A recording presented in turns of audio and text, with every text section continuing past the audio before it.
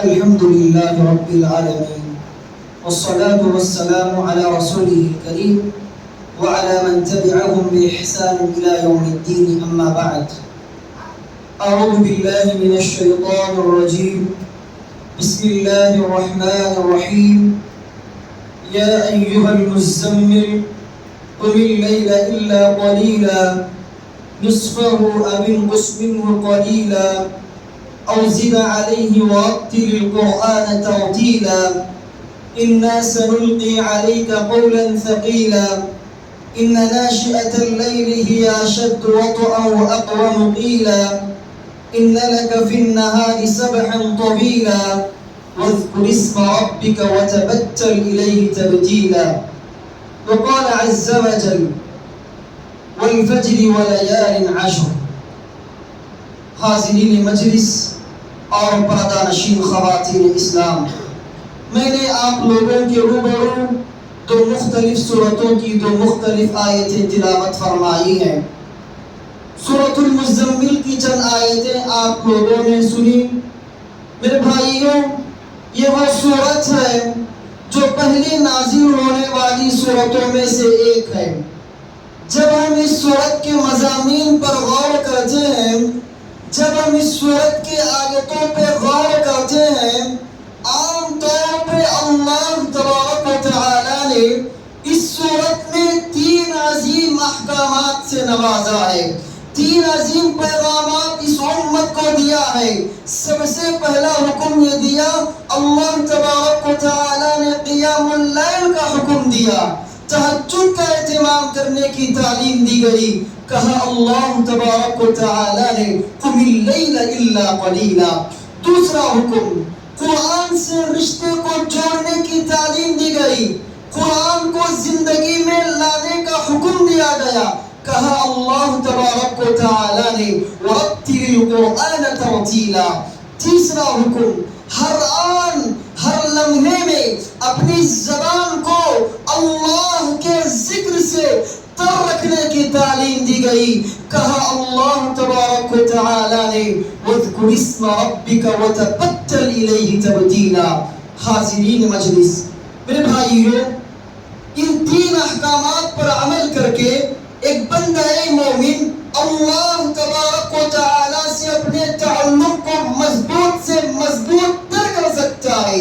میرے بھائیوں، اللہ تبارک و تعالی سے تعلق قائم کرنے کا ایک مزہ ہے، اللہ سے تعلق قائم کرنے کی ایک لذت ہے، اللہ کے سامنے جھکنے کا ایک مزہ ہے، اللہ کے سامنے سجدہ کرنے کی ایک لذت ہے جو آج میری اور آپ کی زندگیوں میں نہیں ہے، جس کی وجہ سے ہمیں زندگی گزارتے ہیں، بظاہر تو نماز پڑھتے ہیں، نماز میں دل نہیں لگ رہا ہے. وجہ کیا ہے؟ سبب کیا ہے؟ یہ کی وجہ ہے میرے بھائیوں؟ ہم اللہ تبارک و تعالی سے تعلق قائم کرنے کا جو مزہ ہے ہماری زندگیوں میں نہیں ہے، اس کو لانے کی ضرورت ہے. میرے بھائیوں، سب سے پہلا حکم کیا دیا گیا؟ قیام اللیل کا حکم دیا گیا. رات میں اٹھ کر اللہ سے اپنے تعلق کو مضبوط کرنے کی تعلیم دی گئی. اللہ کے نبی صلی اللہ علیہ وسلم کی زندگی پڑھ کے دیکھیے، اللہ کے نبی رات میں اٹھ کر اتنا لمبا لمبا قیام کرتے، پیارے نبی کے پیروں میں وام نہ جاتا، پیارے نبی کے پیر سوج جاتے. صحابہ کہتے اللہ کے نبی آپ کے اگلے پچھلے سارے گناہ معاف ہو چکے ہیں، عبادتوں کا یہ عالم کہ آپ کے پیر سوج گئے ہیں. اللہ کے نبی فرماتے ہیں افلا اکون عبدا شکورا، اے میرے صحابہ کیا میں اللہ کا شکر گزار بندہ نہ بنوں؟ اللہ اکبر. میرے بھائیو، اللہ کے نبی کو جنت کی گارنٹی مل چکی تھی. اللہ کے نبی کو نماز اتنی لمبی نمازیں پڑھنے کی کیا ضرورت تھی، لیکن اللہ کے نبی نے اتنی لمبی نماز پڑھی کہ اللہ کے نبی کو اللہ کے سامنے کھڑے ہوتے ہوئے ایک مزہ آتا تھا، ایک لذت ملتی تھی جو آج ہماری زندگیوں میں نہیں ہے. میرے بھائیو، صحیح مسلم کی حدیث ہے، راوی حضرت حذیفہ رضی اللہ عنہ وہ بیان کرتے ہیں ایک مرتبہ اللہ کے نبی صلی اللہ علیہ وسلم رات میں نماز کے لیے کھڑے ہو گئے، قیام اللیل کے لیے کھڑے ہو گئے. حضرت حذیفہ کہتے ہیں میں بھی آپ کے بازو آ کر کھڑا ہو گیا. آپ سورۃ الفاتحہ کی تلاوت کے بعد سورۃ البقرہ کی تلاوت شروع کی. پڑھتے گئے میں نے آیتیں پڑھ کے رکوع کریں. کیا دیکھتا ہوں 100 آیتیں ختم, پڑھتے گئے اللہ اکبر, سورۃ البقرہ ختم ہو گیا, سورۃ النساء کی تلاوت شروع کی, پڑھتے گئے سورۃ النساء بھی ختم, سورۃ آل عمران کی تلاوت شروع کی, پڑھتے گئے سورۃ آل عمران بھی ختم. اللہ اکبر. اللہ کے نبی نے ایک رکعت میں تقریباً 5.25 پاروں کی تلاوت کی. اللہ اکبر. آج ہماری نمازوں کا کیا عالم ہے میرے بھائیو. اللہ کے نبی نے ایک رکعت میں تقریباً 5.25 پاروں کی تلاوت کی. رکوع بھی کیسا, فکان رکوعہ قریبا من القیام, رکوع بھی اتنا لمبا کرتے کہ قیام کے قریب, سجدہ بھی کتنا لمبا, فکان سجودہ قریبا من الرکوع, سجدہ بھی اتنا لمبا کہ رکوع کے قریب تک. اللہ اکبر. پھر بھائیو اللہ کے نبی صلی اللہ علیہ وسلم نفل نماز پڑھتے تھے, تہجد کی نماز تھی, اور تب بھی تلاوت کرتے, جنت کا تذکرہ آتا, رک جاتے, وہاں زاروں کتاب روتے, اللہ سے جنت کا سوال کرتے, اللہم انی اسألک جنت الفردوس, اے اللہ میں تجھ سے جنت الفردوس کا سوال کرتا ہوں. جہاں جہنم کا تذکرہ آتا, وہاں رک جاتے, زاروں کتاب روتے, اللہ سے جہنم سے پناہ طلب کرتے, اللہم انی اعوذ بک من عذاب جہنم, اے اللہ میں تجھ سے جہنم کے عذاب سے پناہ طلب کرتا ہوں. میرے بھائیوں, میرے بتانے کا مقصود یہی ہے, اللہ کے نبی نے ایک رکعت میں تقریباً 5.25 پاروں کی تلاوت کی. اللہ کے نبی کو اللہ کے سامنے کھڑے ہوتے ہوئے کتنی لذت ملی ہوگی, کتنا مزہ ملا ہوگا. آج میرے بھائیوں ہماری نمازوں کا جائزہ لیجیے, آج ہماری نمازوں کا جائزہ لیجیے. ہم زندگی میں تو نماز نہیں پڑھتے, بظاہر تو نماز پڑھ لیتے ہیں, لیکن رمضان کے ایک مرتبہ رمضان کے مسلمان بن گئے, نماز کے لیے آ گئے, اگر امام صاحب اپنی نماز کو لمبی کرتے, کتنی شکایتیں, کتنی شکوا, کتنی شکایتیں کرتے, کہتے ہیں امام صاحب نے آج کتنی لمبی نماز پڑھائی ہے. میرے بھائیو اللہ کے نبی کی نمازوں کا کیا عالم تھا. اللہ کے نبی تقریباً آدھی رات کھڑ کے نماز پڑھتے تھے. میرے بھائیو میرے بتانے کا مقصود یہ ہے, اللہ سے تعلق قائم کرو. امام صاحب جتنی لمبی نماز پڑھائیں گے اور مزہ آتا رہے گا, اور پڑھنے کے لیے دل چاہے گا. اگر آپ اللہ سے تعلق قائم نہیں کریں گے, امام صاحب تھوڑی لمبی رکعت کرنے پہ آپ شکایتیں کر لیں گے, شکوا کریں گے. تو میرے بھائیو اللہ سے تعلق قائم کرو. دوسری اہم چیز جو میری اور آپ کی زندگی میں آنی ہے وہ ہے قرآن مجید سے اپنے تعلق کو مضبوط کرو. قرآن مجید کو اپنے گھروں میں لاؤ, قرآن مجید کو اپنے بچوں میں لاؤ. اللہ کا وعدہ ہے, ان اللہ یرفع بهذا الكتاب اقواما ويضع به آخرین. جو قوم قرآن مجید کو تھام لیتی ہے, اپنے بچوں میں لاتی ہے, اپنے گھر میں لاتی ہے, اپنے بیویوں میں لاتی ہے, اپنے عورتوں میں لاتی ہے, اپنے جوانوں میں لاتی ہے, اللہ اس قوم کو حکومت عطا کرے گا, طاقت عطا کرے گا, بادشاہت عطا کرے گا.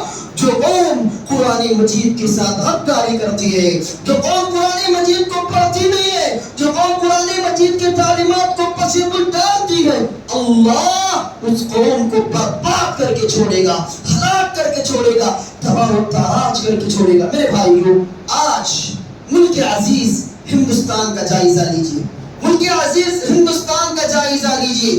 آج ہر طرف مسلمان پیٹے جا رہا ہے, ہر طرف مسلمان کاٹے جا رہا ہے, ہر طرف مسلمان نشانے میں, ہر طرف مسلمانوں کو مارا جا رہا ہے. وجہ کیا ہے میرے بھائیوں؟ کتنے لوگ شکایتیں کرتے, کیا بات ہے بھائی, ہم تو اللہ پہ ایمان لائے ہیں, ہم اللہ کو مانتے ہیں, لیکن ہم اس دنیا میں زندگی گزار رہے ہیں, اس ملک میں زندگی گزار رہے ہیں, ہم پہ ظلم ہو رہا ہے, بظاہر تو ہم اللہ پہ ایمان لائے ہوئے ہیں. نہیں میرے بھائیوں, اللہ پہ ایمان لانا کافی نہیں ہے. اگر قرآن مجید کو اپنے گھروں میں نہیں لاؤ گے, اللہ ظالموں کو مسلط کرے گا. ظالم بادشاہ اس دنیا میں حاکم بنیں گے, پیٹیں گے, اتنا ماریں گے کہ ہماری نسل برباد ہو جائے گی. اللہ دوسری قوم کو لا کے اپنی اللہ تبارک و تعالیٰ دوسری قوم کے لا کے اپنی دین کی خدمت لے گا. میرے بھائیوں میرے بتانے کا مقصود یہ ہے, قرآن مجید کو اپنی زندگیوں میں لا. افسوس کے ساتھ کہنا پڑتا ہے, افسوس ہے میرے بھائیوں, کتنے نوجوان ایسے ہیں, کتنے نوجوان ایسے ہیں جنہیں قرآن مجید پڑھنا آتا ہے, جنہیں قرآن مجید پڑھنا آتا ہے.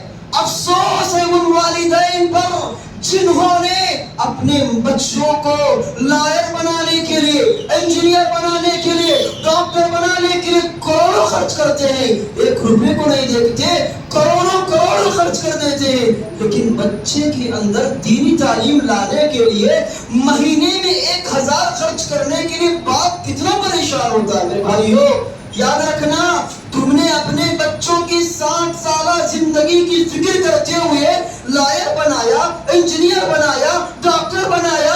یہ 60 سالہ زندگی بچہ کہاں تک انجینئر بنے گا، ڈاکٹر بنے گا، کمائے گا؟ اس کو ایک نہ ایک دن مرنا ہے، وہاں جواب دینا، اللہ کے پاس حاضر ہونا ہے۔ تو میرے بھائیو میرے بتانے کا مقصود یہ ہے، اللہ والے بنو، اللہ والے بنو۔ بچوں کے اندر دینی تعلیم کو لاؤ، بچوں کے اندر قرآن کی تعلیم لاؤ۔ یہ بچے تمہاری آخرت میں کامیاب آئیں گے، یہ بچے تمہاری دنیا اور آخرت میں کامیاب بنیں گے۔ اگر ہم بچوں کے اندر دینی تعلیم نہیں لائیں گے، قرآن مجید کی تعلیم نہیں لائیں گے، میرے بھائیو آج ملک عزیز ہندوستان میں دشمنوں کی چال بنی ہوئی ہے۔ دشمن کا ٹارگٹ ہے مسلمان نوجوان، مسلمان نوجوان دشمن کا ٹارگٹ ہے۔ اگر ہم اس نسل کو، اس نوجوان کو مٹائیں گے، ہمارا سکہ اس دنیا میں باقی رہے گا۔ اگر ہم اس نوجوان مسلم نوجوان کو نہیں مٹائیں گے، ان کو برباد نہیں کریں گے، ان کو ہلاک نہیں کریں گے، تو 20-30 سال کے اندر ہماری حکومت ختم ہونے والی ہے۔ یہی قوم اس دنیا میں حکومت کرے گی، بادشاہت کرے گی اور خلافت کرے گی۔ اس لحاظ سے میرے بھائیو یاد رکھو، اگر اس دنیا میں بادشاہت چاہتے ہو، حکومت چاہتے ہو، آرام کی زندگی چاہتے ہو، آنے والے نسلیں اس دنیا میں آرام کے ساتھ زندگی بسر کرنا چاہتے ہو، تمہاری آنے والی نسل اس دنیا میں آرام کے ساتھ زندگی گزارنا اگر تم کو پسند ہے تو اپنے بچوں میں قرآن کی تعلیم کو عام کرو، اپنے بچوں میں قرآن مجید کی تعلیم کو عام کرو۔ اگر تم اپنے بچوں کا مستقبل برباد دیکھنا چاہ رہے ہو، اگر اپنے بچوں کے مستقبل کو خراب دیکھنا چاہ رہے ہو، جہاں چاہو اپنے بچوں کو چھوڑ دو۔ میرے بھائی وہی تعلیم دینا چاہ رہا ہوں، اپنے بچوں کے اندر قرآن کی تعلیم کو لاؤ۔ میرے بھائیو آج دیکھیے ماں باپ کا لاڑ بہت بن چکا ہے بچوں کو، ماں باپ کا لاڑ بچوں کو بہت بن چکا ہے۔ میرے بھائیو یاد رکھیے ہماری مائیں کیسی ہیں، ہمارے ماں باپ کیسے ہیں۔ ماں کی رات ہوتی ہے سیریلوں کے ساتھ، باپ کی صبح ہوتی ہے فلموں کے پیچھے فلموں کے ساتھ، پھر یہ دونوں مل کے اپنی نیک بچوں کی تمنا کرتے ہیں۔ میرے بھائیوں ماں رات کرتی ہے سیریلوں کے ساتھ، باپ صبح کرتا ہے فلم کے ساتھ، دونوں مل کے تمنا کرتے ہیں ہماری آنے والی نسل ایسی آئے، اللہ والی آئے، ہماری فرما بردار بن جائے، ہم کو بڑھاپے میں سہارا بن۔ نہیں میرے بھائیو نہ نہ نہ، ایسا ہرگز نہیں ہوگا۔ اگر تم اپنے بچوں کی صحیح تربیت نہیں کرو گے، اگر اپنے گھر میں ماں اگر سدھر کے نہیں رہے گی تو میرے بھائیو بچے بھی برباد ہو جائے۔ کہا جاتا ہے ماں کی گود بچے کا پہلا مدرسہ ہے، کہا جاتا ہے ماں کی گود بچے کا پہلا مدرسہ ہے۔ اگر بچہ ماں کو دیکھ کے سیکھتا ہے، اگر ماں صبح 8 بجے اٹھتی ہے، بچہ بھی دیکھتا ہے میری ماں 8 بجے اٹھتی ہے، میں بھی فجر نماز نہیں پڑھوں گا۔ میرے بھائیو آج دیکھیے ہماری سارے قانون کا آپ اگر جائزہ لے کر دیکھیے، کہیں آپ کو اسلامی اسکول نظر آتے ہیں، کہیں مسلم کے اسکول نظر آتے نہیں، نظر نہیں آ رہے ہیں۔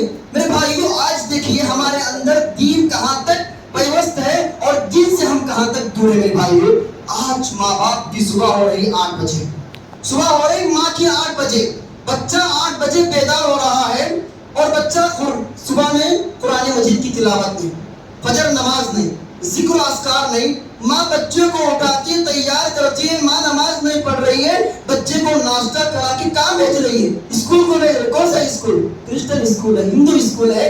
بچے وہاں جا کے کیا کر رہے ہیں؟ وندے ماترم کی گیت گا رہے ہیں۔ تو ہمارے بچوں میں کہاں دینی تعلیم آئے گی؟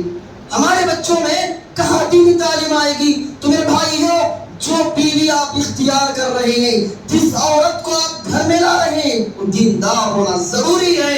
اگر آپ کی بیوی دیندار ہوگی آپ کے بچے بھی دیندار بن کے رہیں گے۔ اگر بیوی بے نمازی ہے، بیوی کی صبح ہو رہی ہے 8 بجے فجر نماز میں، گھر میں بے حیائی ہے، گھر میں ٹیویاں ہیں، ماں باپ فلم دیکھ رہے ہیں بیٹھ کے آرام سے، بچے ماں باپ کو دیکھ کے کہاں سدھریں گے؟ میرے بھائیو میں یہی پیغام دینا چاہ رہا ہوں آج کے والدین کو، یہی پیغام دینا چاہ رہا ہوں، پہلے اپنے آپ کو سدھارو، پہلے اپنے آپ کو سدھارو، اس کے بعد بعد آنے والی نسلیں سدھریں گے. اگر اپنے آپ کو نہیں سدھارو گے یاد رکھو ایک نہ ایک دن بڑا ہو رہا ہے, آپ کی نسل بڑھاپے میں ایسا ستائے گی آپ کو خون کے آنسو رونا پڑے گا, آپ کو خون کے آنسو رونا پڑے گا, کیونکہ آپ نے اپنے گھر میں دینی ماحول نہیں لایا ہے. اس لحاظ سے میرے بھائی دینی ماحول کو اپنے گھروں میں لاؤ, ہماری زندگی میں سکون آئے گا. میرے بھائیو اپنی بات کو کنٹینیو کرتے ہوئے کہتا ہوں کہ صحابہ کرام رضی اللہ عنہ قرآن مجید سے کیسے تعلق قائم کرتے تھے. میرے بھائیو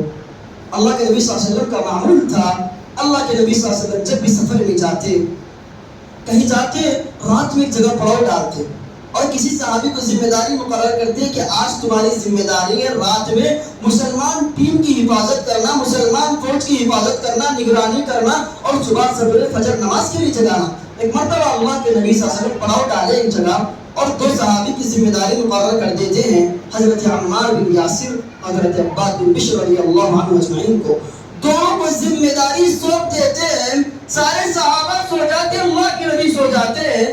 حضرت عباد کہتے ہیں اے عمار خامخواہ دونوں کیوں جاگے, آپ تھوڑی دیر سو جائیے, میں تھوڑی دیر اپنی قوم کی حفاظت کروں گا, ٹیم کی نگرانی کروں گا, تھوڑی دیر اللہ کی عبادت کروں گا, اس کے بعد میں سو جاتا ہوں, آپ اپنی عبادت کیجئے, اپنی قوم کی حفاظت کیجئے. اس طریقے سے فیصلہ طے پا جاتا ہے. حضرت عمار سو جاتے ہیں, حضرت عباد بن بشر رضی اللہ عنہ نماز کے لیے کھڑے ہو جاتے ہیں, نماز پڑھتے جا رہے ہیں.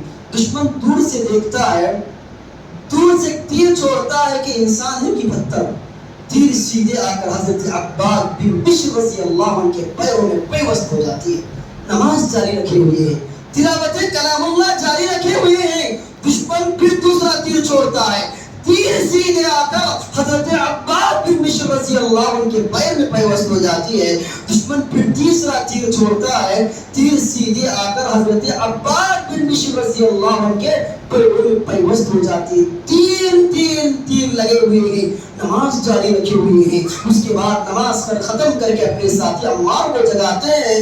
عمار جب اس ماجرے کو دیکھتے ہیں چیخ کر کہتے ہیں بات ہے, کیا مسئلہ ہے, تم نے پہلے تیر لگتے مجھے کیوں نہیں جگایا. میرے بھائیو حضرت عباد کے جواب کو دل کے کانوں سے سنو. حضرت عباد نے کہا اے عمار, اللہ کے سامنے کھڑا ہوا تھا, اتنا مزہ آ رہا تھا, اتنی لذت مل رہی تھی, قرآن مجید کی تلاوت کر رہا تھا, قرآن مجید میں بھی سورۃ الکہف کی تلاوت کر رہا تھا, اتنا مزہ آ رہا تھا, اتنی لذت مل رہی تھی, دل چاہ رہا تھا جان بھی چلی جائے, سورۃ الکہف کو ختم کرنے سے پہلے اپنی نماز کو ختم کرنا مناسب نہ سمجھا. اللہ اکبر. میرے بھائیو صحابہ کیسی تھی, صحابہ کیسے تھے, تین تیر لگنے کے باوجود نماز جاری رکھے ہوئے ہیں. آج میری اور آپ کی نمازوں کا جائزہ لیجئے, میری اور آپ کی نمازوں کا جائزہ لیجئے. اگر نماز میں ایک مچھر بھی کاٹ دیتا ہے, اس مچھر کی چبھن بھی ہمیں برداشت نہیں ہے, اس مچھر کو اس جگہ سے ہٹانا دے, تبھی ہم اپنے آپ کو سکون کی سانس دیتے ہیں. میرے بھائیو میرے بتانے کا مقصود یہ ہے صحابہ کرام رضی اللہ عنہ اللہ سے اپنے تعلق کو مضبوط کرتے تھے. میرے بھائیو یاد رکھیے صحابہ کرام رضی اللہ عنہ اللہ سے کیسے رشتہ جوڑتے تھے, راتوں میں اٹھ کے اللہ سے اپنے رشتے کو مضبوط کرتے تھے. میرے بھائیو یاد رکھو دنیا ہے, 60 سالہ زندگی ہے, یہ دنیا دارالامتحان ہے, ایگزام ہال ہے. ایگزام ہال میں کسی کو سکون نہیں ملتا. کوئی انسان ایگزام ہال میں بیٹھا ہوا ہے, 2-3 گھنٹے بیٹھا ہوا ہے, اس کو سکون نہیں ملتا, وہ پریشان رہتا ہے, ٹینشن میں رہتا ہے. اپنے جواب کو صحیح لکھو اور جواب کو اپنے ذہن میں لاؤ اور اس کو صحیح قلم بند کرو, صحیح لکھو. پریشان رہتا ہے. اللہ کے نبی نے مثال دیتے ہوئے کہا کہ دنیا کی زندگی دارالامتحان ہے, ایگزام ہال ہے. 60 سالہ زندگی میں ہر انسان کو ٹینشن آئے گا, ہر انسان کو مصیبتیں آئیں گی, ہر انسان کو پریشانیاں آئیں گی. میرے بھائی ڈرنے کی کوئی ضرورت نہیں ہے, پریشان حال ہونے کی ضرورت نہیں. کیا اللہ مجھے اتنا آزما رہا ہے, کیا اللہ میرے گھر میں اتنے ٹینشنیں ڈال رہا ہے, میں تو نماز پڑھتا ہوں, دعائیں کرتا ہوں, لیکن اللہ مجھے ہی آزما رہا ہے. نہیں میرے بھائی, نہیں, آپ کا گمان غلط گمان ہے. اللہ آپ کو آزما رہا ہے آخرت میں بڑا مقام دینے کے لیے. یہ دنیا آزمائش کی جگہ ہے میرے بھائیو, یہاں آزمائش آ کر رہے گی. اپنے آپ کو برداشت کرنا ہوگا، سنبھالنا ہوگا۔ یہ دنیا دار امتحان ہے میرے بھائی۔ کتنے لوگ ایسے ہیں شکایتیں کرتے ہیں اللہ مجھے آزما رہا ہے۔ تو میرے بھائیوں میں یہ پیغام دینا چاہ رہا ہوں، زندگی میں اگر آزمائش آ گئی، دو لوگوں کے سامنے، رشتہ داروں کے سامنے رو رو کے کیا کرتے ہو؟ رو کے بتاتے مجھے ٹینشن آ گیا ہے، میری مدد کرو۔ کہ رشتہ دار آپ کی تھوڑی دیر مدد کریں گے، کچھ رقم دیں گے، کچھ پیسے دیں گے۔ میرے بھائیو اللہ سے تعلق قائم کرو، اللہ سے رشتہ جوڑو، ساری ٹینشنیں ختم ہو جائیں گی، ساری الجھنیں ختم ہو جائیں گی۔ میرے بھائیو رات میں اٹھ جاؤ، فجر نماز سے 10 منٹ پہلے اٹھ جاؤ، 2 رکعت نماز پڑھ کے اللہ کے سامنے دو آنسو بہاؤ۔ ٹینشن آنے کے بعد رشتہ داروں کے پاس جب کتنا روتے ہیں اتنا رونے کی ضرورت نہیں، تہجد میں اٹھ کے 2 آنسو بہاؤ۔ اللہ تبارک و تعالیٰ تمہارے آنسوؤں کی بڑی قدردانی کرنے والا ہے۔ اللہ ان آنسوؤں کو ضائع نہیں کرے گا میرے بھائیوں۔ اللہ کے سامنے 2 آنسو بہا کے اپنی ٹینشنوں کو پیش کرو، اللہ ضرور حل نکال کے رہے گا۔ میرے بھائیوں میرے بتانے کا مقصود ہے اللہ سے اپنے تعلق کو مضبوط کرو۔ میرے بھائیوں صحابہ کرام رضی اللہ عنہ راتوں میں اٹھ کے قرآن مجید کی تلاوت کرتے تھے۔ ایسی تلاوت کی دنیا کی مخلوق کو چھوڑو، آسمان کی مخلوق متاثر ہوا کرتی تھی۔ حضرت اسید بن حضیر کے بارے میں آتا ہے رات میں اٹھ کے ایسا عبادت کر رہے، قرآن مجید کا ایسی تلاوت کر رہے ہیں، تلاوت کر کے گھر کے باہر آتے ہیں، کیا دیکھتے ہیں آسمان سے ایک بدلی آئی ہوئی ہے، اس میں ٹمٹماتے قندیل نظر آ رہے ہیں، ٹمٹماتی چنگلیاں ہیں۔ کچھ سمجھ میں نہیں آیا، صبح ہوئی، دوڑے دوڑے اللہ کے نبی کے پاس ہے، کہنے لگے اللہ کے نبی کل رات قرآن مجید کی تلاوت کر کے عبادت کر کے گھر کے باہر آتا ہوں، کیا دیکھتا ہوں آسمان سے بادل آیا ہوا ہے، اس میں قندیل ہیں، چنگلیاں ہیں۔ اللہ کے نبی نے فرمایا ہے تلک الملائکۃ تنطق صوتہ، اے اسید آپ کی آواز کو سن کر اس دنیا کی مخلوق کو چھوڑو، آسمان کی مخلوق اپنا آسمان چھوڑ کے زمین پہ تشریف لائی ہوئی تھی۔ اللہ اکبر۔ میرے بھائیوں صحابہ رات میں اٹھ کے اسے قرآن مجید کی تلاوت کرتے، آسمان کے فرشتے زمین پہ تشریف لاتے۔ اللہ کے نبی نے کہا اے اسید اپنی قرات کو طویل کرتے، صبح ہوتی، صبح سویرے سارے لوگ فرشتوں کو دیکھ رہے تھے۔ اللہ اکبر۔ میرے بھائی بتانے کا مقصود یہ ہے راتوں میں اٹھ کے صحابہ قرآن سے رشتہ جوڑتے تھے، تبھی ان کی زندگیوں میں سکون تھا۔ آج ہمارے بچوں میں قرآن نہیں ہے، سکون کہاں سے آئے گا؟ میرے بھائیوں اپنے اندر سکون چاہتے ہو، اولاد کے اندر سکون چاہتے ہو، گھر کے اندر سکون چاہتے ہو، اپنے بچوں میں قرآن مجید کی تعلیم لاؤ۔ میرے بھائیوں یاد رکھو جو انسان اللہ سے تعلق قائم کرتا ہے وہ اللہ کا ولی بن جاتا ہے، اللہ کا خاص بن جاتا ہے۔ دیکھیے میرے بھائی اسلام بہت بڑی چیز نہیں ہے۔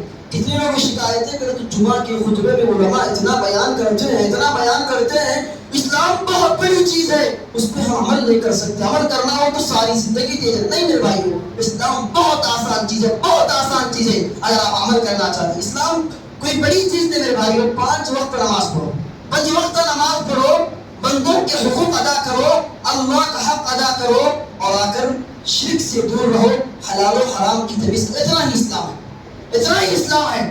فرائض پہ عمل کرو، 5 وقت نمازی بنو، لوگوں کے حقوق ادا کرو، اللہ کے حقوق ادا کرو، اور اس کے بعد شرک سے دور رہو۔ اتنا ہی اسلام ہے۔ اسلام کوئی بڑی بات نہیں میرے بھائیو، اسلام بہت مختصر ہے۔ اس پہ عمل کر کے دیکھو زندگی میں کامیابی ملے گی۔ کتنے لوگ پریشان ہیں، ہم نماز پڑھیں، روزہ رکھیں، زکات دیں، کتنی چیزیں اسلام میں ہیں، ہم کہاں پہ اس پہ عمل کر سکتے ہیں؟ میرے بھائی اسلام بہت مختصر ہے، ان چیزوں پہ عمل کر لیجئے، آپ کو جنت میں، آپ کو آخرت میں کامیابی مل سکتی ہے۔ میرے بھائیو یاد رکھیے جو انسان اللہ کا خاص بن جاتا ہے اللہ تبارک و تعالیٰ اس کو ولی کا نام دیتا ہے۔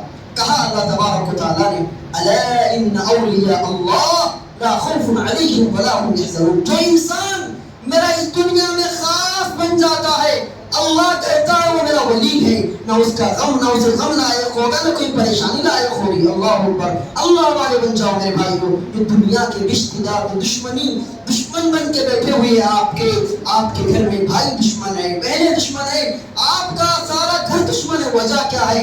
آپ دینی تعلیمات پر عمل کرتے ہوئے اپنی زندگی گزار رہے ہیں۔ یہ دشمنیاں کچھ کام نہیں آئیں گے۔ اللہ نے کہا حدیث قدسی ہے من آذانی ولیا فقد آذنته بالحرب۔ جو انسان میرے نیک بندوں کے خلاف مکاری کرتا ہے میں اس سے اعلان جنگ کرتا ہوں۔ اللہ اکبر۔ کون اعلان اعلان کر رہا ہے میرے بھائی، اللہ اعلان کر رہا ہے اللہ والے بن جاؤ۔ وہ دنیا کے رشتہ دار، وہ دنیا کے رشتہ دار گناہ کا کام کر رہا ہے، رشتہ دار چلہ بنا رہا ہے، 40واں بنا رہا ہے، 10واں بنا رہا ہے۔ آپ سوچ رہے ہیں اگر میں اس کے چلے میں شامل نہیں ہوں گا میری مدد نہیں کرے گا، فیوچر میں میری مدد نہیں کرے گا اور میرا دشمن بن جائے گا، میرے کام نہیں آئے گا۔ نہیں میرے بھائی، اللہ سے تعلق قائم کرو۔ اللہ کتنا بڑا ہے، دنیا والوں کو تمہارے پیروں کے نیچے ڈال دے گا، یہ دنیا والے تمہاری مدد کر کے رہیں گے، دشمنیاں ہوتی رہیں گی۔ اللہ کے سامنے، اللہ کے پیغام کے سامنے کسی کے پیغام کو ترجیح نہ دو میرے بھائی۔ چھٹیاں ہیں، چھلیاں ہیں، یہ کتنی بدعتیں ہمارے ماحول میں بڑھتی جا رہی ہیں میرے بھائی۔ افسوس کے ساتھ کہنا پڑتا ہے کتنے لوگ ایسے ہیں، معاف کرنا میری باتوں میں اگر آپ کو تکلیف ہوتی، حق ہے، حق کہنا میری ذمہ داری ہے، ممبروں پہ حق کہا جاتا ہے میرے بھائی۔ کتنے لوگ ایسے ہیں 40واں چلہ مناتے ہیں، پوچھنے پہ کہتے ہیں اللہ کے نبی نہیں منایا ہے، غربت کی زندگی تھی۔ اللہ کیا اللہ کے نبی غریب تھے؟ اللہ کے نبی غریب تھے۔ یاد رکھو، اگر اللہ کے نبی کو تم ایسی بری باتیں کہیں گے، اللہ کے نبی پہ تہمت لگائیں گے، غریب تھے اس لیے اللہ کے نبی نے چلہ نہیں منایا، چھٹی نہیں منایا۔ میرے بھائی، اللہ کے نبی پہ کچھ بولنے سے پہلے اپنے آپ کو سنبھالو۔ اللہ کا وعدہ ہے جو انسان اللہ کے نبی کی شان میں گستاخی کرے گا اللہ اسے برباد کر کے چھوڑے گا، دنیا میں برباد کرے گا، آخرت میں بربادی ہی ہے۔ اس کی بربادی اتنی خطرناک ہوگی، آنے والی نسلوں میں بھی اللہ اس کی آنے والی نسل بھی برباد ہو کے رہے گی۔ اللہ کے نبی پہ، اللہ کے نبی کی زندگی پہ اپنی زبان چلانے سے بچو میرے بھائیو۔ کیا اللہ کے نبی غریب تھے؟ کیا اللہ کے نبی غریب تھے؟ حجۃ الوداع کے موقع پر اللہ کے نبی نے اپنے ہاتھوں سے 100 اونٹوں کو ذبح کیا تھا۔ کیا اللہ کے نبی غریب تھے؟ کیا اللہ کے نبی غریب تھے؟ وہ شخص جس نے حجۃ الوداع کے موقع پر 100 اونٹوں کو ذبح کیا تھا، وہ انسان غریب ہو سکتا ہے؟ اللہ کے نبی کے داماد کتنے بڑے مالدار تھے۔ اللہ کے نبی انتقال کر گئے ہیں، اللہ کے نبی انتقال کر گئے ہیں۔ اگر اللہ کے نبی سے محبت ہوتی، اگر اسلام میں چھٹی منانا ہوتا، چلہ منانا ہوتا، 40واں منانا ہوتا، اللہ کے نبی کے داماد کتنے بڑے مالدار تھے۔ حضرت عثمان کتنے بڑے مالدار تھے میرے بھائی۔ اللہ کے نبی نے ایک مرتبہ کہا اللہ کے نام میں صدقہ کرو۔ عثمان اٹھتے ہیں، اللہ کے نبی میں اتنا صدقہ کرتا ہوں، میری طرف سے 600 اونٹ اللہ کے لیے دے رہا ہوں۔ کتنی اونٹ؟ 600 اونٹ دے رہا ہوں۔ اتنے بڑے مالدار صحابی ہیں، اتنے بڑے کروڑپتی اللہ کے نبی کے داماد ہیں، کبھی انہوں نے 40واں منایا، کبھی 10واں منایا نہیں منایا میرے بھائیو۔ یاد رکھو، اللہ کے نبی کی زندگی پہ اپنی زبان چلانے سے بچاؤ میرے بھائیو۔ یاد رکھو اللہ سے اپنے تعلق کو مضبوط کرو۔ میں اپنے عنوان سے ہٹتے جا رہا ہوں تو میرے بھائیو بتانے کا مقصود یہ ہے اللہ سے تعلق قائم کرو۔ اللہ سے تعلق قائم کرو گے تو کیا ہوگا؟ اللہ کی طاقت وہ طاقت ہے، اللہ کی طاقت وہ طاقت ہے، اللہ کائنات کے نظام کو بدل کر ہی صحیح اپنے نیک بندوں کی مدد کے لیے تیار ہوتا ہے۔ مثال کے طور پہ آگ کیا کرتی ہے میرے بھائی؟ آگ کیا کرتی ہے؟ آگ جلاتی ہے۔ آگ کی تاریخ یہ بتاتی ہے کہ آگ آج تک جلاتی ہوئی آ رہی ہے میرے بھائیو۔ اللہ کو اللہ کے نبی حضرت ابراہیم کی مدد مقصود تھی، اللہ کو اللہ کے نبی حضرت ابراہیم کی مدد مقصود تھی۔ اللہ نے کہا اے آگ، تیری تاریخ یہی بتاتی ہے کہ آج تک تو جلتی ہوئی آ رہی ہے، آج تک تو راکھ بناتی ہوئی آ رہی ہے، لیکن تو آج اپنی صفت کو بدلنا ہوگا کیونکہ تیرے اندر میرا ابراہیم آنے والا ہے۔ اللہ نے کہا قلنا یا نار کونی بردا وسلاما علی ابراہیم، اے آگ تو ابراہیم کے لیے سلامتی والی بن جا۔ میرے بھائیو، کائنات کا نظام کیا تھا؟ کائنات کا نظام یہ تھا کہ آگ جلانا تھا، آگ راکھ کرنا تھا، لیکن اللہ کو اپنے نیک بندوں کی مدد مقصود تھی۔ اللہ کیا کیا؟ کائنات کے نظام کو بدل کر اپنے نیک بندے کی مدد کیا نہیں کیا؟ نیک بندوں کی مدد کیا۔ اس لحاظ سے میرے بھائیو، اللہ تبارک و تعالیٰ نے ابراہیم علیہ السلام کو آگ سے بچایا، آگ سے بچایا۔ شاعر نے کہا آج بھی ہو براہیم سائیمہ پیدا، آگ کر سکتی ہے انداز گلستہ پیدا، شرط ہے اللہ والے ہو جاؤ۔ اللہ تبارک و تعالیٰ کائنات کے نظام کو بدل کر اپنے نیک بندوں کی مدد کے لیے تیار ہوتا ہے۔ میرے بھائیو یاد رکھیے، ٹائم بھی بہت ہوتا جا رہا ہے، انشاءاللہ 5-10 منٹ اپنی بات کو ختم کرنے کی کوشش کروں گا۔ اللہ سے تعلق قائم کرنے کا سب سے اہم ذریعہ کیا ہے؟ اللہ سے تعلق قائم کرنے کا سب سے اہم ذریعہ کیا ہے؟ میرے بھائیوں، راز کی بات ہے، دل کے کانوں سے سنو، امت مسلمہ کے لوگوں دل کے کانوں سے سنو، اللہ سے تعلق قائم کرنے کا سب سے اہم ذریعہ نماز ہے، جس میں آپ ہوتا ہے میرے بھائیوں، نماز ہے۔ زندگی میں ہم نے کبھی 5 وقت نماز پڑھنے کی توفیق نہیں ملی میرے بھائی۔ اللہ کے نبی کی زندگی پڑھ کے دیکھو، ہوا تیز چلتی، اللہ کے نبی نماز کے لیے کھڑے ہو جاتے، دشمنوں کی دشمنی بڑھ جاتی، اللہ کے نبی نماز کے لیے کھڑے ہوتے، اللہ سے مدد طلب کرتے۔ ہماری زندگی میں کتنی ٹینشنیں آتی ہیں، پریشانیاں آتی ہیں، ہم اللہ کے سامنے نہیں بیان کر رہے ہیں میرے بھائیوں۔ اللہ اکبر، اللہ سے تعلق قائم کرنے کا سب سے اہم ذریعہ نماز ہے میرے بھائیوں۔ میں اور آپ اس نبی کے امتی ہیں، میں اور آپ اس نبی کے امتی ہیں جس نے اس دنیا کے ساتھ کیسے سلوک کیا۔ اللہ کے نبی کو اس دنیا میں جنگ احد میں اتنا مارا گیا، پیارے نبی کے دندان مبارک دانت شہید ہو گئے، پیارے نبی کا سر پھٹ گیا، پیارے نبی کے 70 صحابہ مارے گئے۔ اللہ اکبر، جنگ احزاب میں پیارے نبی کے دانت شہید ہو گئے، سر پھٹ گیا، 70 صحابہ مارے گئے۔ طائف کے میدان میں اللہ کے نبی کو پتھروں سے مار کے لہو لہان کیا گیا، اللہ کے نبی بے ہوش ہو کے گر پڑے۔ کبھی اللہ کے نبی نے بد دعا نہیں کیا میرے بھائی، بد دعا نہیں کیا۔ طائف میں پتھر کھائے، بے ہوش ہو کے گر گئے، احد کے میدان میں دانت شہید ہو گئے، سر پھٹ گیا، 70 صحابہ مارے گئے۔ اللہ کے نبی نے ہاتھ اٹھا کے بد دعا نہیں کیا۔ جنگ احزاب کا پس منظر پڑھ کے دیکھیے، دشمن 12,000 کا لشکر لایا ہوا ہے، پیارے نبی مقابلہ کر رہے، صحابہ مقابلہ کر رہے، دشمن مقابلہ کر رہا۔ مقابلہ کرتے کرتے کیا ہوا؟ عصر کی نماز کا وقت اپنے وقت سے نکل گیا۔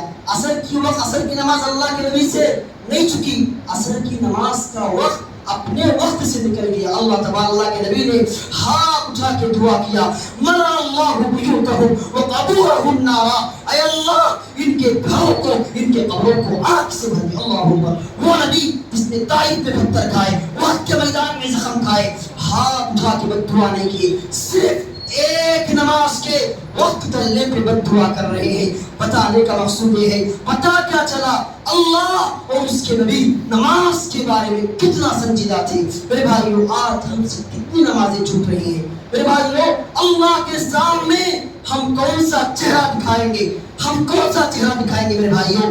ساری زندگی گناہوں میں گزر رہی ہے، زندگی میں 5 وقت نماز ہی نہیں ہے، بڑا بن جاؤں گا، 40 سال کا بڑا بنوں گا، 50 سال کا بڑا بنوں گا، پہلے سب کا پابند بن کے، نمازی بن کے جنتی بن جاؤں۔ نہیں میرے بھائیوں، کیا گارنٹی ہے کہ آپ کو جوانی میں موت نہیں آئے گی؟ آج ملک کا جائزہ لو، کتنے نوجوان وفات ہوتے جا رہے ہیں میرے بھائیوں، کسی کی گارنٹی نہیں یہاں پر رہنے کی۔ یہی پیغام دینا چاہ رہا ہوں، موت کبھی بھی آ سکتی ہے، جوان بھی ہلاک ہوتا ہے، بڑا بھی ہلاک ہوتا ہے، بچے بھی ہلاک ہو سکتے ہیں۔ اگر آپ کو نیکی کرنے کا موقع مل گیا ہے، نیکی کر لیجئے، اللہ کو راضی کر لیجئے میرے بھائیوں۔ یہ 60 سالہ زندگی ہے، وہاں کبھی ہم کو آخرت میں دنیا میں آنے کا موقع نہیں دیا جائے گا میرے بھائیوں۔ جہنم میں کتنے خطرناک عذابات ہوں گے، کتنے خطرناک عذابات ہوں گے میرے بھائیوں۔ انسان جل جل کے پریشان ہو کے آواز لگائے گا، وَنَادَوْا يَا مَالِكُ لِيَقْضِ عَلَيْنَا رَبُّكَ۔ جہنم کا ایک فرشتہ ہوگا جس کا نام مالک ہوگا، بڑا فرشتہ جو سردار ہوگا، چیخ چیخ کر کہیں گے، جہنمی ہمارے بدن میں جل جل کے چمڑیاں بدل گئی ہیں، ہم پریشان ہو گئے ہیں، ہم جہنم میں پیٹ پی رہے ہیں، گرم کھولتا ہوا پانی پی رہے ہیں، پانی کو قریب بھی نہیں لے جا رہے ہیں، اور ہوٹ جل کے پگھل کے نیچے گر رہے ہیں، انتڑیوں سے جل کے پانی باہر نکل رہا ہے۔ اے مالک، اللہ سے سفارش کرو کہ اللہ ہمیں موت دے دے، ہمیں موت پسند ہے میرے بھائیوں۔ مالک نہیں سنے گا، تقریباً 40 سال تک چیخیں گے، 40 سال کے بعد وہ فرشتہ پلٹ کے دیکھ کے کہے گا، چلتے رہو، تمہارا ٹھکانہ یہی ہے، تم نے اس دنیا میں رہتے ہوئے اللہ کے نبی پہ، اللہ اور اس کے نبی کی تعلیمات کو پسی کچھ ڈالا ہے، علماء کی عزت نہیں کی ہے، علماء کے ساتھ تم نے کھلواڑ کیا ہے، جاؤ جہنم میں جلتے رہو، تمہارا کوئی عذر قابل قبول نہیں ہوگا میرے بھائیوں۔ یہ 60 سالہ زندگی کے لیے ہم نے کتنی کوشش کر رہے ہیں۔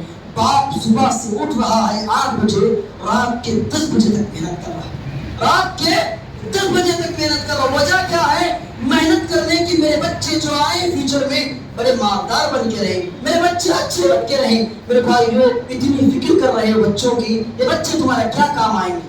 یہ بچے تمہارا کیا کام آئیں گے میرے بھائی؟ ایک نہ ایک دن مرنا ہے، 4 لوگ کندھے پہ اٹھا کے قبر میں دفنا کے آئیں گے۔ یہ بچے باپ کو قبر میں دفنا کے 4 قدم گھر پہ آئیں گے، 3 دن یاد رکھیں گے۔ 3 دن کے بعد سارے لوگ بھول جائیں گے جتنا پراپرٹی تم نے کما کے اپنے بچوں کو چھوڑا، کھا کے مزہ کریں گے، انجوائے کریں گے۔ تم کو قبر میں عذاب بھگتنا ہوگا کیونکہ تم نے آخرت کے لیے زندگی نہیں گزاری، اپنے لیے کچھ توشہ تیار نہیں کیا ہے۔ اس لحاظ سے میرے بھائیوں، اگر آپ چاہتے ہیں میری اولاد فیوچر میں میرا کام آئے، اپنی اولاد کو نیک بناؤ، انجینئر بناؤ، ڈاکٹر بناؤ، لائر بناؤ۔ اس سے اسلام نہیں روکتا ہے میرے بھائیوں، ڈاکٹر بناؤ، انجینئر بناؤ، اسلام کی تعلیم ہے۔ لیکن ڈاکٹر انجینئر بنانے کے ساتھ اپنے بچوں کے اندر دینی ماحول لاؤ، قرآن کی تعلیم لاؤ۔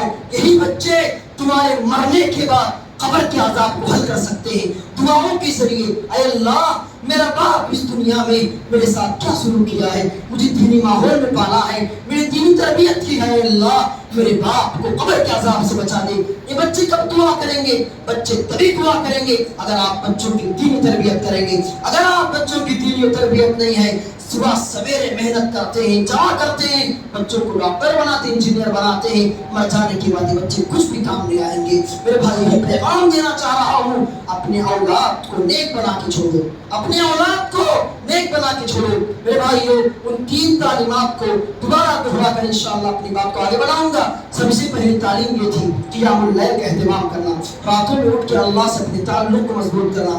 دیکھیں میرے بھائیوں، آج ساری دنیا کا جائزہ لیجیے، ہر طرف مسلمان کو مارا جا رہا ہے، مسلمان کاٹے جا رہے ہیں، مسلمان پریشان ہیں۔ اللہ کا کرم ہے، اللہ نے ہمیں ایسے ملک میں پیدا کیا ہے جہاں امن کی زندگی ہے، ہم امن کے ساتھ زندگی گزار رہے ہیں، سکون کے ساتھ زندگی گزار رہے ہیں۔ میرا اور آپ کا فرض بنتا ہے میرے بھائی، جہاں مسلمان مارے جا رہے ہیں، آپ راتوں میں اٹھ کے 2 رکعت نماز پڑھ کے ان کے حق میں دعا کریں، ان کے حق میں دعا کریں۔ جنہیں مسلمان مارے جا رہے ہیں، اپنے بچوں کی فکر کریں، اپنے بچوں کے حق میں دعا کریں۔ اے اللہ میری آنے والی نسلوں کو ایسی بنا کہ تیری امت تیرے دین کی خدمت کرنے والی بنا۔ میرے بھائی راتوں میں اٹھ کے اللہ سے تعلق قائم کرو، دنیا کی ساری ٹینشنیں حل ہو جائیں۔ دوسری تعلیم یہ ہے میرے بھائی، قرآن مجید سے اپنے رشتوں کو جوڑنا، قرآن مجید سے اپنے رشتے کو جوڑنا۔ آپ نے تفسیر سنا ہے میرے بھائی، یاد رکھو صحابہ کی زندگی پڑھ کے دیکھو، صحابہ اکرام رضی اللہ عنہ قرآن مجید سے اپنے رشتے کو جوڑا، صحابہ قرآن مجید سے اپنے رشتے کو جوڑا۔ اللہ تبارک و تعالیٰ نے صحابہ کو کیسی زندگی عطا کیا۔ صحابہ جب مکے میں تھے، ایمان نہیں لائے تھے، مشرک تھے، مشرک ہوتے وقت ان کی کوئی اعتبار نہیں تھا۔ معاشرے میں مکے کے بڑے بڑے سردار صحابہ کو دیکھ کے عجیب نگاہ سے دیکھتے تھے، کیونکہ غریب تھے، مشرک تھے۔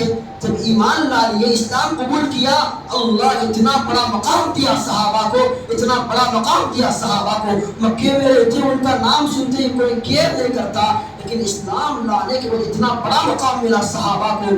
صحابہ کا نام سنتے ہی اس وقت کی سپر پاور حکومت قیصر و کسریٰ، آج کے ماحول میں، آج کی دنیا میں امریکہ جس طرح سپر پاور بن کے بیٹھا ہوا ہے، اس وقت کی حکومت قیصر و کسریٰ صحابہ کا نام سنتے ہی کانپ جاتی تھی۔ یہ کون سی طاقت تھی میرے بھائی؟ صحابہ ایمان لانے سے پہلے غریب تھے، ان کا کوئی اعتبار نہیں تھا، لیکن ایمان لانے کے بعد قرآن مجید کو تھام لیا تو اس وقت کی سپر پاور حکومت قیصر و کسریٰ صحابہ کا نام سنتے ہی کانپ جاتے تھے میرے بھائی۔ یہ ایمان قوت تھی، قرآن کی طاقت تھی میرے بھائیوں۔ حضرت عمر کی زندگی پڑھ کے دیکھو، انہوں نے قرآن مجید کو اپنی زندگی میں لایا، قرآن مجید کو اپنی زندگی میں لایا۔ 50 سال قلیل سی مدت میں آدھی دنیا کو فتح کیا میرے بھائی۔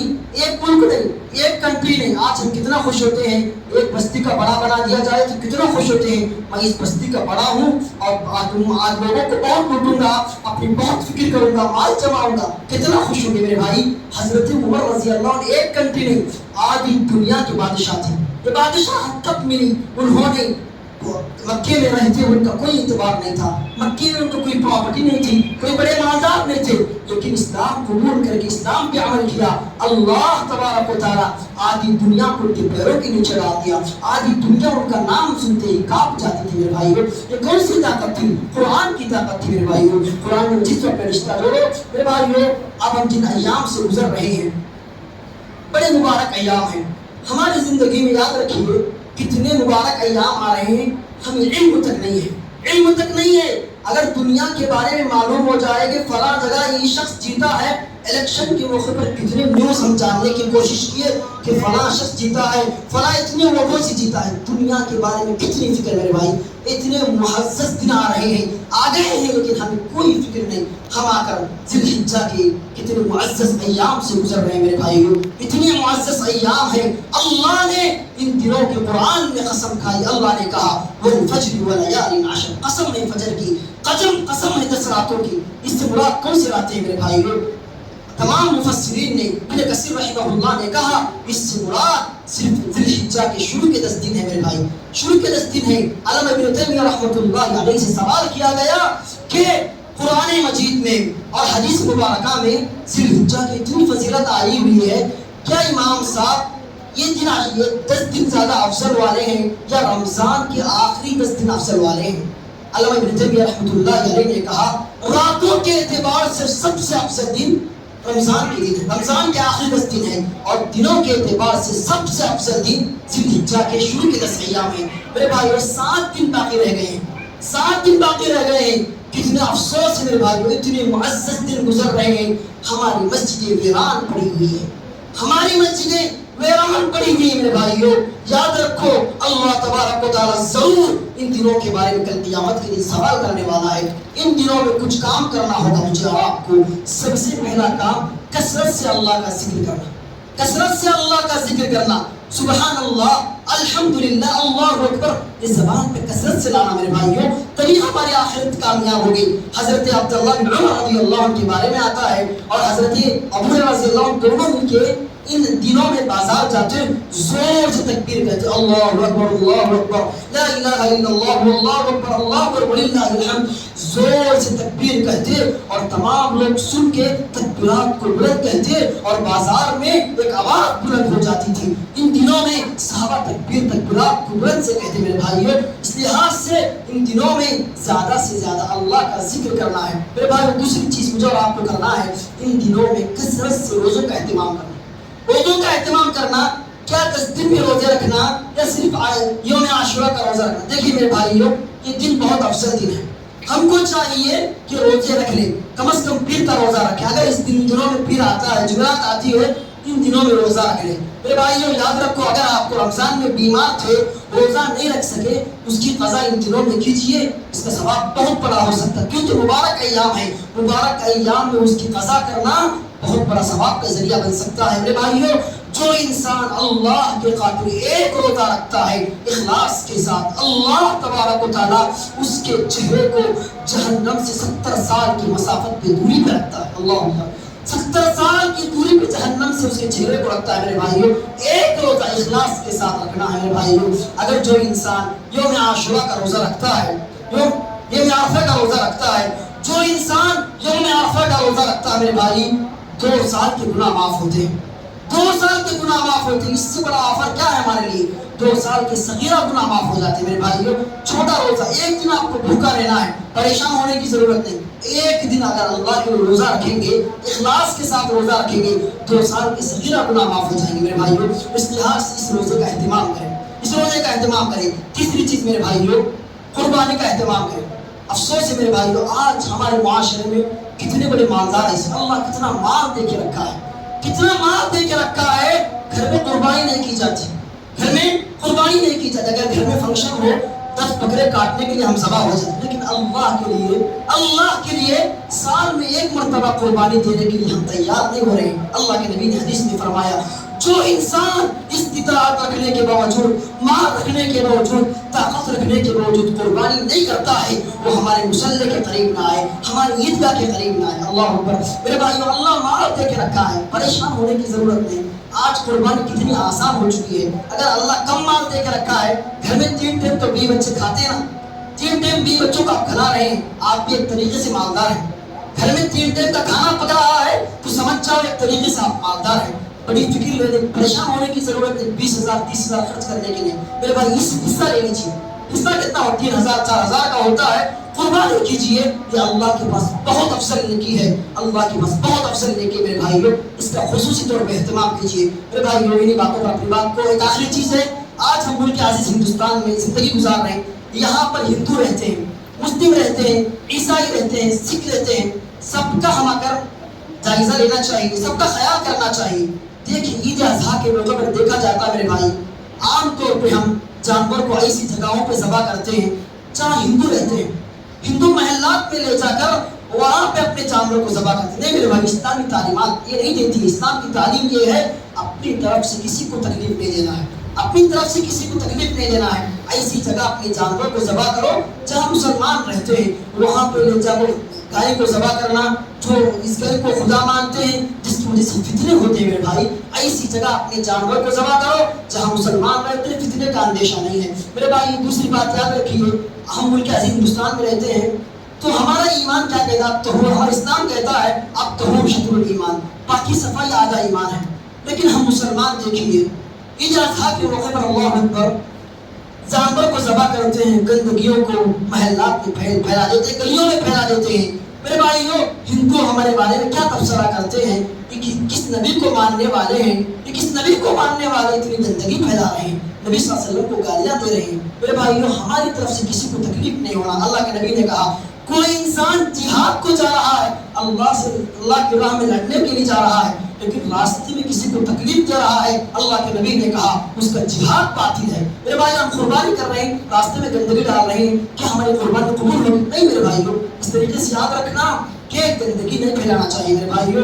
قربانی طور پہ قربانی کرتے اپنے اندر اخلاص پیدا کیجیے، اللہ کے لیے قربانی کی۔ افسوس ہے میرے بھائی، جانور کو لیتے اپنے بچوں کے ہاتھ میں گلیوں میں گھماتے ہیں، میرا جانور 50,000 کا ہے، میرا جانور 40,000 کا ہے، پڑوسی سے کہتے تمہارا جانور سے میرا جانور خوبصورت ہے، میں نے بڑی قیمت میں لینا۔ نہیں میرے بھائیوں، اللہ نے کہا قل ان صلاتی ونسکی ومحیاي ومماتی للہ رب العالمین۔ اللہ نے کہا تمہارا مرنا، تمہارا جینا، تمہارا نماز پڑھنا، تمہاری قربانی کرنا اللہ کے لیے، اخلاص کے ساتھ کیجیے میرے بھائیوں۔ اگر اخلاص کے بغیر قربانی کرتے ہو تو رات کا بیل بھی ذبح کر لو، اللہ اس قربانی کو اٹھا کے صورت پہ مار دے گا۔ اللہ کو تمہاری قربانی کی ضرورت ہے، اخلاص کے ساتھ کیجیے، اللہ کے لیے کیجیے، یہ قربانی کی بہت قدر ہے میرے بھائیوں۔ انہی باتوں پر اپنی بات ختم کرتے ہوئے رب العزت سے دعا کروں کہ اللہ تبارک و تعالیٰ کئی ہوئی باتوں پر عمل کی توفیق نصیب فرمائے، آمین یا رب العالمین۔ اے اللہ جو بھی حضرات حج کے لیے کعبۃ اللہ پہنچے ہوئے ہیں، اے اللہ ان کی حجوں کو قبول فرما،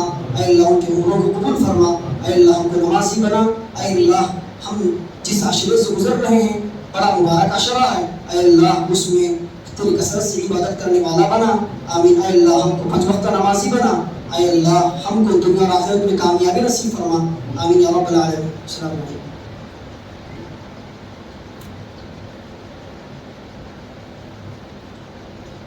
جزاکم اللہ خیر و احسن الجزاء۔